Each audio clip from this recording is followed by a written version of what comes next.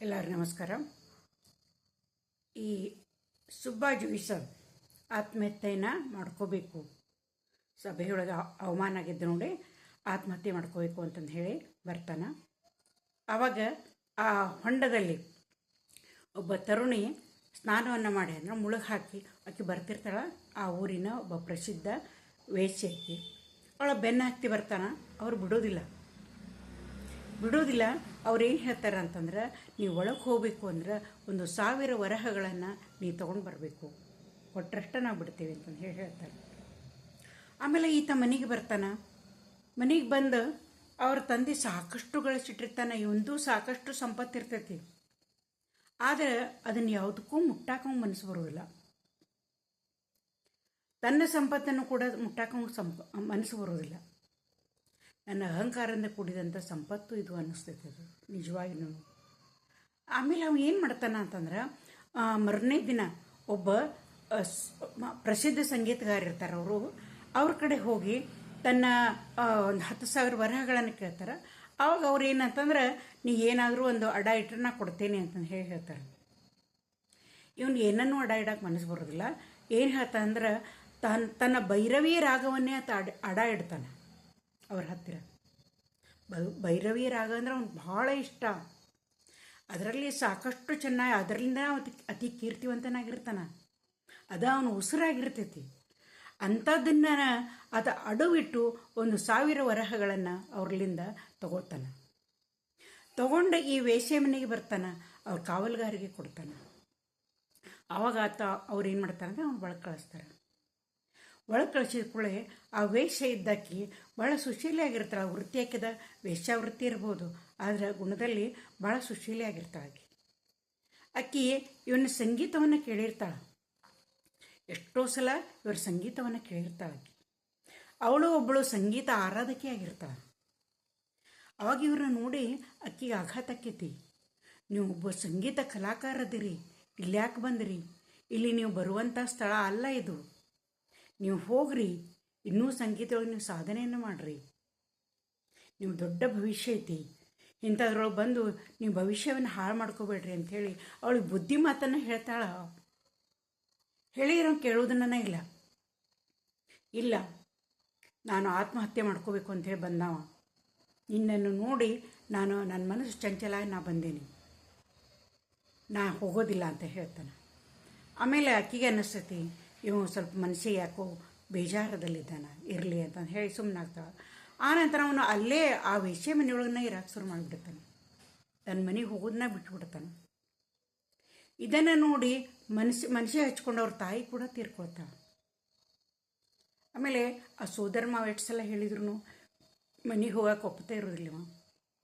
ಆ ವೇಶ್ಯೆ ಮನೆಯನ್ನ ಇರ್ತಿರ್ತಾನೆ. ಆನಂತರ ಏನಾಗ್ತೈತಿ ಅಂತಂದ್ರೆ, ಈ ಸೋದರ ಮಾವನಿಗೆ ಚಿಂತೆ ಆಕೈತಿ. ಎಷ್ಟು ಸಲ ಕರೆದ್ರೂ ಬರ್ತಾ ಇರೋದಿಲ್ಲ. ಇವನ ಒಂದು ಸಂಗೀತ ಸಾಧನೆ ಅನ್ನೋದು ಹಂಗೆ ಉಳಿಯಾಕತ್ತೈತಿ. ಇವನ ಇಲ್ಲೇ ಉಳಿಯಾಕತ್ತಾನಲ್ಲ ಇವನು ಅಂತಂದು ಹೇಳಿ ಅವನು ಏನು ಮಾಡ್ತಾನೆ ಅಂದ್ರೆ, ಸೋದರ ಮಾವ ಯಾವಾಗಲೂ ಇವನು ಬೆನ್ನೇ ನಿಂತಿರ್ತಾನೆ. ಅವನು ಈ ಸುಬ್ಬಾಜು ಅಂದ್ರೆ ಅವನಿಗೆ ಭಾಳ ಪ್ರೀತಿ. ಚಿಕ್ಕಂದಿನಿಂದನೂ ಇವನ್ನ ಬೆಳೆಸಿರ್ತಾನೆ. ಆತ ಏನು ಮಾಡ್ತಾನಂದ್ರೆ, ಇವನಿಲ್ಲದಂಥ ಸಮಯವನ್ನು ನೋಡಿ ಆ ವೇಶ್ಯೆ ಮನೆಗೆ ಬರ್ತಾನೆ. ಬಂದು ಏನು ಮಾಡ್ತಾರೆ ಅಂತಂದ್ರೆ, ಆ ವೇಶ್ಯೆಗೆ ಭೇಟಿ ಆಗ್ತಾರೆ. ಆಮೇಲೆ ಆಕೆ ಗೌರವದಿಂದ ಅವ್ರನ್ನ ಕುಂಡ್ರಿಸ್ಕೊತಾಳೆ. ಅವಾಗ ಅವ್ರು ಹೇಳ್ತಾರೆ, ಹಿಂಗೆ ಆ ಸುಬ್ಬಾಜು ನೀ ಹೆಂಗಾದ್ರೂ ಮನೆ ಕಳಿಸಮ್ಮ ಅಂತ ಕೇಳ್ತಾರೆ. ಅವಾಗ ಆಕೆ ಹೇಳ್ತಾಳೆ, ಇಲ್ಲ, ನಾ ಎಷ್ಟೋ ಸಲ ಹೇಳೀನಿ ಅವ್ರಿಗೆ. ಅವರ ಸಂಗೀತ ನಾನು ಗುರ್ತೈತೆ, ನಾ ಕೇಳೇನಿ. ಆನಂತರ ನಾನು ಕೂಡ ಸಂಗೀತದ ಒಬ್ಬ ಆರಾಧಕಿ ಅದೇನಿ. ಎಷ್ಟು ನಾ ಬುದ್ಧಿವಾದ ಹೇಳಿದ್ರು ಅವ್ರು ಕೇಳಕ್ಕೆ ತಯಾರಿಲ್ಲ ಅಂತ ಹೇಳ್ತಾಳೆ.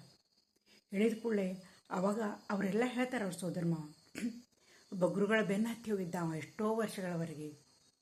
ಅವ್ರು ವೀಣೆಯನ್ನು ತಂದಾನ. ವೀಣೆ ಇದ್ದದಾಗ ಅದು ಮೂಲೆಯೊಳಗೆ ಕುಂತ್ಬಿಟ್ಟೈತಿ. ಆ ಸಂಗೀತವನ್ನು ಮರೆತು ಬಿಡಾಕತ್ತಾನ. ಸಂಗೀತನ ಅವನು ಉಸಿರು. ಅದರ್ಲಿಂದ ಕಲಿಸ್ಲಿಲ್ಲ ಅಂತಂದು ಹೇಳಿ ನಮ್ಮ ಭಾವ ಮನೋವ್ಯಥೆಯಿಂದ ತೀರ್ಕೊಂಡ್ರು. ಅವನ್ನೆಲ್ಲ ಕಥೆಯನ್ನು ಹೇಳ್ತಾನೆ. ಹೀಗಾಗಿ ಆ ಸಂಗೀತವನ್ನು ಸಾಧನೆ ಮಾಡಲಿ ಅಂತಂದು ಹೇಳಿ ನಮ್ಗೆಲ್ಲರಿಗೂ ಒಂದು ಇಚ್ಛೆ ಐತಿ. ನೀ ಏನಾದರೂ ಮಾಡು, ಹೆಂಗಾದರೂ ಸರಿ ಅವನನ್ನು ನೀ ಮನೆ ಕಳಿಸ್ಲೇಬೇಕು ಅಂತಂದು ಹೇಳೋಕ್ಕೆ ಒತ್ತಾಯ ಮಾಡ್ತಾರೆ. ಅದಕ್ಕೆ ಆಗಲಿ ಅಂತಾಳೆ. ಆಗಲಿ ಎಂದು ಆ ನಂತರ ಅವ್ರ ಸೋದರ ಮಾವನಿಗೆ ಗೊತ್ತಾಕೈತಿ ಅವ್ರು ಭೈರವಿಯ ರಾಗವನ್ನು ಅಡ ಇಟ್ಟಾನ ಅನ್ನೋದು ಗೊತ್ತಾಕೈತಿ. ಅವರು ಮನೆಯಿಂದ 1000 ವರಹಗಳನ್ನು ಕೊಟ್ಟು ಆ ಭೈರವಿಯ ರಾಗವನ್ನು ಅವರು ಏನಂತಂದ್ರೆ ಬಿಡುಗಡೆ ಮಾಡಿಸ್ತಾರೆ. ಒಂದು ಪತ್ರವನ್ನು ತೊಗೊಂಡು ಬರ್ತಾರೆ, ಬಿಡುಗಡೆ ಪತ್ರವನ್ನು. ಆನಂತರ ಇವ್ನು ಸುಭಾಷ್ ಜೋಯಿಸ ಬಂದ ಕೂಡಲೇ ಆ ವಯಸ್ಸು ಮತ್ತೆ ಹೇಳ್ತಾಳೆ. ಆ ಸೋದರ ಮಾವ ಬಂದು ನಾ ಹೇಳೋದಿಲ್ಲ, ಅವ್ರು ಹೇಳಬೇಡ ಅಂದಿರ್ತಾರೆ. ನೀವು ಹೋಗ್ರಿ, ಸಂಗೀತದೊಳಗೆ ನೀವು ದೊಡ್ಡ ವಿದ್ವಾನ್ ಆಗಬೇಕು ಅಂತಂದು ಹೇಳಿ ನನ್ನ ಭಾಳ ಆಸೆ ಐತಿ, ನೀವು ಮನೆಗೆ ಹೋಗ್ರಿ. ಎಷ್ಟೋ ಹೇಳ್ತಾಳೆ, ಆಕೆ ಕೇಳೋದನ್ನೇ ಇಲ್ಲ, ನಾವು ಹೋಗೋದಿಲ್ಲ ಅಂತ ಹೇಳಿಬಿಡ್ತಾನೆ. ಅವಾಗ ಆಕೆ ಏನು ಮಾಡ್ತಾಳೆ ಅಂತಂದ್ರೆ ಹಿಂಗಾರು ಹೋಗೋದನ್ನ ಇಲ್ಲ. ಇವ ತನ್ನ ಸಂಗೀತವನ್ನು ಅರ್ಧಕ್ಕೆ ನಿಲ್ಲಿಸಿಬಿಟ್ಟಾರ. ಇವ ಇದನ್ನೆಲ್ಲ ಪ್ರಾಕ್ಟೀಸ್ ಮಾಡಾಕತ್ತಾರ. ಇನ್ನೂ ದೊಡ್ಡ ವಿದ್ವಾನ್ರಾಕಾರ ಇವರು, ಭಾಳ ದೊಡ್ಡ ಭವಿಷ್ಯ, ಭವ್ಯವಾದಂಥ ಭವಿಷ್ಯ ಐತಿ ಅಂತಂದು ಹೇಳಿ ಏನು ಮಾಡ್ತಾಳೆ ಅಂತಂದ್ರೆ ಆಕೆ ಕಡೆ ಒಂದು ವಜ್ರದ ಉಂಗುರ ಇರ್ತೈತಿ. ಆ ವಜ್ರದ ಉಂಗುರವನ್ನು ಆಕೆ ನುಂಗಿ ಬಿಡ್ತಾಳೆ, ಅದನ್ನು ಪುಡಿ ಮಾಡಿ ನುಂಗಿ ಬಿಡ್ತಾಳೆ. ಆ ನಂತರ ಮರನೇ ದಿನ ಹೊರಗೂ ಇರ್ತಾನೆ. ಬರೋದ್ರೊಳಗೆ ಏನಂತಂದ್ರೆ ಆಕೆ ಮರಣವನ್ನು ಹೊಂದ್ಬಿಟ್ಟಿರ್ತಾಳೆ. ಇವು ಭಾಳ ಕೆಟ್ಟ ಅನಿಸ್ತೈತೆ ಅದನ್ನೆಲ್ಲ ನೋಡಿ, ಭಾಳ ಕೆಟ್ಟ ಅನ್ನಿಸಿ ಏನಂತ ನಾವು ಹುಚ್ಚಿಡ್ದಂಗೆ ಆಗಿಬಿಡ್ತೈತಿ. ಅವಳ ಸಹವಾಸದೊಳಗೆ ಅವ ಎಲ್ಲನೂ ಮರ್ತಿರ್ತಾನೆ. ಮನೆ ಮಠ ಸಂಗೀತ ಎಲ್ಲವನ್ನೂ ಮರೆತು ಬಿಟ್ಟಿರ್ತಾನೆ. ಅವಳ ಸಹವಾಸದೊಳಗೇ ಇರ್ತಾನವ.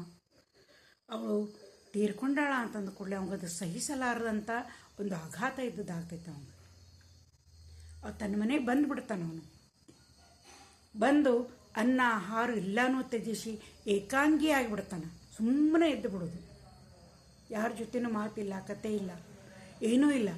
ಒಂದು ಮನೋವ್ಯಥೆಯಿಂದ ಸುಮ್ಮನೆ ತಾನಾಗಿ ಕುಂತು ಬಿಡೋದು. ಇದೇ ರೀತಿ ಅವನು ಏನಂತಂದ್ರೆ ಮಗ್ನನಾಗಿಬಿಡ್ತಾನೆ, ಅದರೊಳಗೆ ನಾನು ಏಕಾಂಗಿ ಆಗಿಬಿಡ್ತಾನೆ. ಇದನ್ನು ಹೆಂಗೆ ಹೊರ ತೆಗೆದು ಅಂತಂದು ಹೇಳಿ ಆ ಸೋದರ ಮಾವ ಚಿಂತೆ ಮಾಡ್ತಿರ್ತಾನೆ. ಆ ನಂತರ ಅವನೇನಂತಾರ ಆ ಸುಬ್ಬುವನ್ನು ಕರೆಸ್ಕೊತಾನೆ. ಬಾಪ ಸುಬ್ಬು ಇಲ್ಲಿ ಬಾ ಅಂತ ಕರೆಸ್ಕೊಂಡು ಅವ ಹೆಂಗೆ ಅವನ ಮನಸ್ಸನ್ನು ಪರಿವರ್ತನೆ ಮಾಡ್ದ ಅನ್ನೋದನ್ನು ನಾವು ಮುಂದಿನ ಕಥೆಯೊಳಗೆ ಹೇಳ್ತೀವಿ.